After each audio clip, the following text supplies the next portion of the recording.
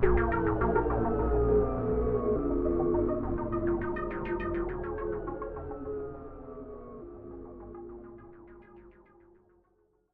you have any tips or advice for any new artists or aspiring artists, especially the younger audience, but even the older, as we said, somebody who's maybe in their 30s or 40s and never tried it and is now thinking about it? I would say if you want to be an artist and you want to be famous, there's a very good, I don't mean to sound depressing here or defeatist, but there's a very good chance that you're not going to become one of these multi-millionaire rock stars. You're not going to be up on stage in front of thousands and thousands of people screaming your name. But as long as they're not saying, hang him, hang him. Yeah, well, they might be screaming that, but if you go into it though with an idea just to enjoy it, then that might sound really kind of typical, but you're going to have more appreciation for what you do because you haven't got this goal of becoming famous or becoming known. As soon as you start getting ideas like that into your head, there's a huge possibility for it all to go wrong, where you feel really crap about yourself. But if you go and do it just because you like doing it, don't see it as a job, don't see it as a chore, see it as something that you want to do, just to have a bit of fun with. Maybe like going out and playing golf, maybe like sitting and playing guitar and writing music. You need to enjoy it. And you're never going to enjoy it if you're trying to be noticed or trying to be famous. Because it'll turn into work instead of pleasure. Yeah, and you'll start getting to a stage where, and I've done it, I'm no angel, you'll start writing music specifically because you think it might entertain people. And you start writing for other people and how you think they would see your music. But I would say anybody writing music, write a song how you want to hear a song. I'm sure there's plenty of people out there who've got a favorite song in their head. It could be Stairway to Heaven. It could be Sweet Child of Mine by Guns N' Roses. I'm sure there's a part in it where you wish that they'd done something different. And you say to yourself, I wish that song had only been 3 or 4 minutes longer and they went this way and they went that way. Well, do that yourself. How would you want to see a song go? How would you write it? Sounds like a good way for them to sort of get started in it if they're not sure about being able to do something whole cloth. Yeah, I mean, never feel bad that you're ripping off Jimmy Page or Angus Young by copying a certain riff, because they had to learn how to do that too. And they must have gotten their inspiration from somewhere else. So I would say use other people's music, listen to other people's music as much as you can, and figure out how they do it if you want to. But make sure it's a song or a band or an artist that you like, and have no shame in copying them and learning from them. How do you feel about music as an expression of culture and the people or ideas? And why does it matter? Well, that's a hard question to answer. I think you just need to turn on the radio or go and look at YouTube and just see the absolute drivel that's coming out of the music industry right now. I read somewhere that there's this Dutch, I think he's a Dutch or Belgian guy, I think he's called the Duke or something like that. That's what he calls himself. And he's one of two people that are huge in the music industry because they write the same tracks for everyone. And it's the same writer who writes tracks for like Justin Timberlake, Katy Perry, all these generic artists that are coming out. And what I find surprising is that all these songs, I mean, they really are exactly the same. There's very little difference between them. And it's just getting dry and boring and lifeless. And it's starting to create a culture of people who think that is talent. And I know that might sound really snobby and say, well, okay, they're no Elvis Presley. They're not Eddie Cochran. They're not Jimmy Page. But nowadays, they're kind of the equivalent to these people. Okay, so if you take music from the 50s and the 60s, the 70s, the 80s, every era, I've never seen a state of music this bad. and this lifeless and this generic. Mm. I mean, the radio basically plays the same 15 songs on repeat all day. It goes in one ear, out the other, and that's what they want. They just want like short, little 3, 4 minute long songs Mm. with the this new thing called the millennial whoop. If Please you've heard, explain that one. well, I'm going to embarrass myself here, but whenever you hear a song with something like "whoa, oh, oh, oh, oh, oh," oh, I mean, it's on every song now. It's called the Mm. millennial whoop, Oh. and you hear it everywhere. And it's every song has got this thing now where they have to go oh oh oh in so many sort of combinations. And the reason they're doing that is because it's easy to remember. It's not a specific Ah. lyric. It's not like a whole passage, like a Pink Floyd style verse, which is really rather poetic. It's something easy to remember and sing when you're driving your car. So it's And it, essentially like trying to make all music into a jingle, an advertising jingle kind of format. Something yeah, that just stick in your head. yeah, and you won't be able to stop thinking about it. Hmm. Katy Perry's the worst stuff like that. I mean, it really does drive people like me up the wall. Hopefully, I'd imagine there's probably quite a few nodding along with you. Yeah, and it does sound snobbish. And the people who aren't really that into music and maybe they don't play, maybe they don't really care that much about music. I mean, you see them and they're bobbing their heads and they're tapping their foot and they're, oh, this is really great, isn't it? And I'm just shaking my head and like my veins are popping at the top of my skull because I'm that infuriated by what I'm listening to. And these people will say things like, well, this person's sold more albums than, I don't know, Eric Clapton. Mm. And I'll be like, I know, and that's the trick they use. It's a horrible trick they use on you. More Mm. album sales means more talent to these people. But of course, I'm sure McDonald's serves more burgers than Gordon Ramsay ever has. But That would was anybody true, ever, yeah. yeah, would anybody ever claim that McDonald's serves a better burger than the multi-starred Michelin chef? Well, that's a response I never thought of at the time, but I'm going to start using that from now on. Feel free to steal that one, everybody. But it is true. Sometimes people confuse, well, essentially standards, having some kind of standard with snobbery, but it's not. You can't just open the door and let everything slide to a bottomless, slimy pit. You've got to say, no, we're looking for something that'll lift people up in some way, lift the standards up, improve things somehow. There's no point lowering the standards deliberately. Yeah, but I really do think that music now, especially the stuff you hear on the radio and YouTube, I really do think it's dumbing people down. Mm. You cannot listen to that stuff on repeat all day long and it not have some adverse effect on your psychology. Well, it's back to the food analogy. It's damaging your palate. You're getting used to Yeah, this poor quality, and you can no longer spot the difference between the quality and the rubbish because you've got so used to this ready-made microwave slop. yep. And the funny thing is that I'm sure it was no different 20 years ago, 30 years ago. I remember when I was a kid, heavy metal music was seen as being bad and distasteful, and anybody who listened to that was some kind of skinhead degenerate. We've all had our periods in our life where a specific genre of music has been likened to something really bad, like the Satanic Panic of the 80s when all these heavy metal bands were hauled into court because they apparently put messages on the tracks backwards. And if you played your vinyl track backwards, it would tell you to go and kill your friends with a knife. And I Which think to we'll myself, just well, quickly add that none of Neil's tracks have that message you know, if you play them backwards or forwards. yeah.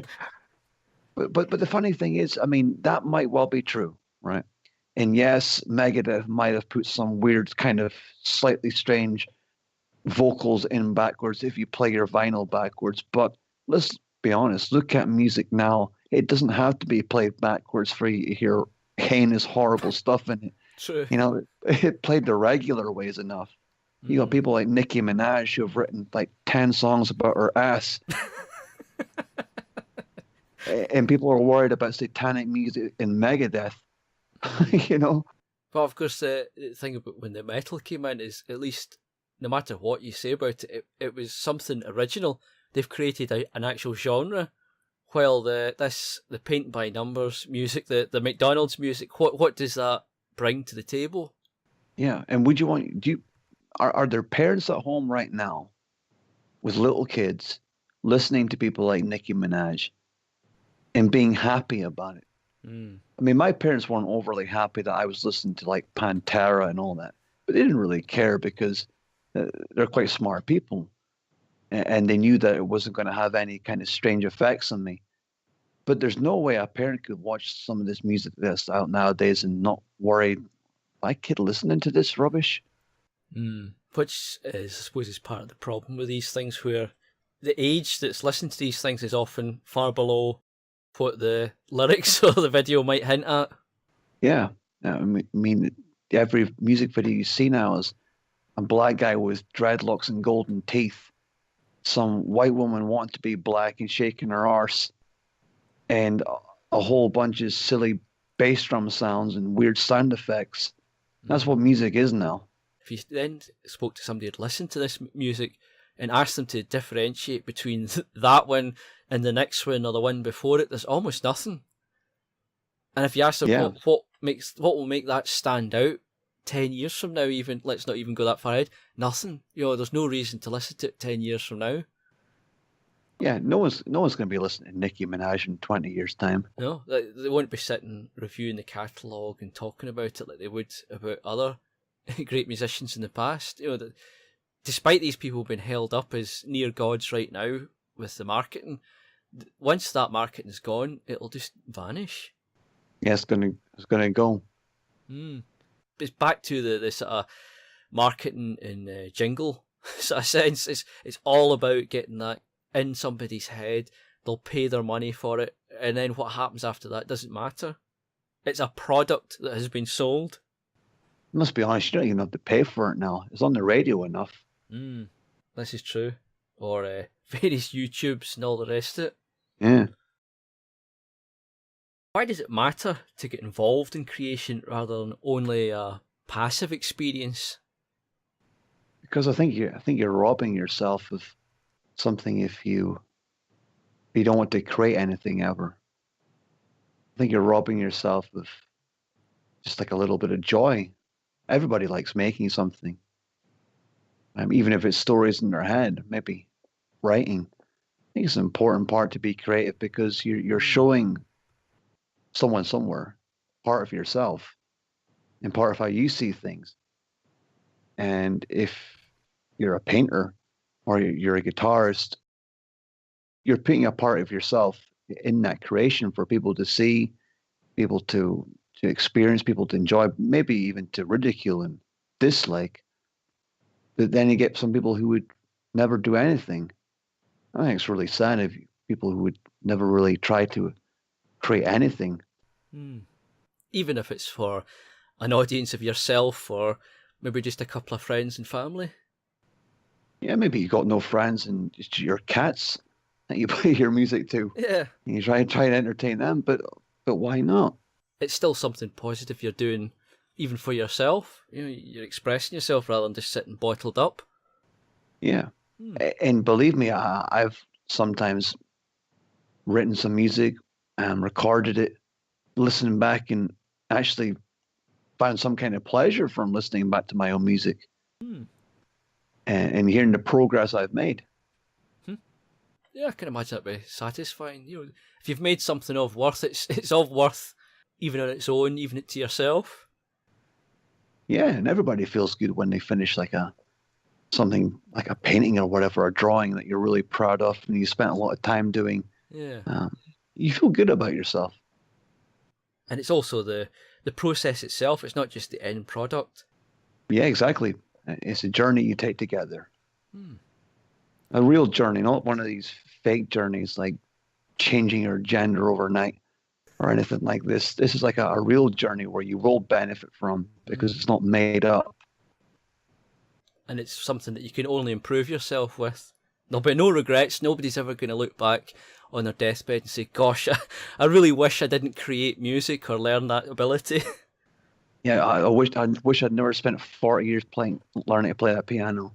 What a waste of time that was. That's it. When you could have just sat and watched TV and played games online instead. Nobody's going to say that years from now. And what I would say is, if you're at home, and I didn't make up this thing I'm about to tell you guys. Someone else put it out there first. Many people have put it out there first, but just in case you haven't heard it, instead of sitting at home and watching Britain's Got Talent or X Factor, or turning on YouTube and watching celebrities and wondering what it would be like if you were them, or voting for people to win and dancing on ice competitions on TV, why don't you just go out there and learn how to do something yourself? Buy a guitar, buy a keyboard, buy some ice skates, or something like that. And stop idolizing people and what they can do and what you can't do. And of course, with that, once you've got some talent building, some skill developing, you could also get to know people in your own area, your local area. Some mate, maybe he's got enough talent. You could either cooperate if it's musical, or why not even hold your own show in a local community centre or pub? You know, if you can get a whole bunch of people together, you could maybe cooperate in a project. You could have your own wee talent show. It's guaranteed to be far more rewarding than anything you'll get on TV. You'll get skills from that, you'll get talent, you'll get real friends and experiences from that, which you'll never get watching 100 hours of TV personalities. Exactly. And you're not going to get this feeling where you're looking up to someone who is trying hard themselves. You're actually going out there and you're actually trying it for yourself. I mean, it's all very well watching people on the TV and being inspired from it, but if you're inspired from it and you don't do anything about it, that's really sad for me. Yeah. And any time an activity like that is never wasted. At no point will you be, just as we were saying earlier on, will you look back and regret having maybe a band with your mates, or some, you know, maybe starting a wee show in a pub, you know, doing performance, or community centre doing some talent show, anything at all, a bit of fun, and everybody will admire you for the effort. You know, if you manage to pull off something like that, it's actually quite significant. If you get 100 people, that's amazing. If you get, you know, those kind of numbers, if you even just get a couple of dozen, that'd be great fun. And everybody will be saying, oh, there's that man or woman, you know, they did great, you know, organising that. They had a talent to show off. We all had a great time. And you'll get friends, social circle that will admire you for the effort. And it can only go upward from there. Yeah, it's never going to go downhill from there. I think that's quite a positive note to end this on. I hope the listeners have enjoyed this as much as Neil and ourselves have enjoyed talking about it. Yeah, it's been good fun for my first ever interview, folks. Perhaps not the last either. You never know. Perhaps on the last, in a few years I could be on the stage. That's it. This recording's going to be worth a fortune. I'm holding on to it. That's my retirement plan. Thanks for everybody for listening. I hope you all subscribe. Remember to subscribe. We're going to keep nagging this to the end of time. For those that have subscribed, sorry, I'm going to have to keep nagging until we get more. Not because we're worried about profit. We just want to get the name out there. We want to get the ideas shared. So obviously, if you can do us a favour of sharing it on Facebook, Twitter, emailing it to friends, whatever you can do to spread it about, that'd be greatly appreciated. So absolutely. It's a goodbye from me. And it's a goodbye from me. Maybe see you at Molyneux in the movies next week. Will do. Goodbye.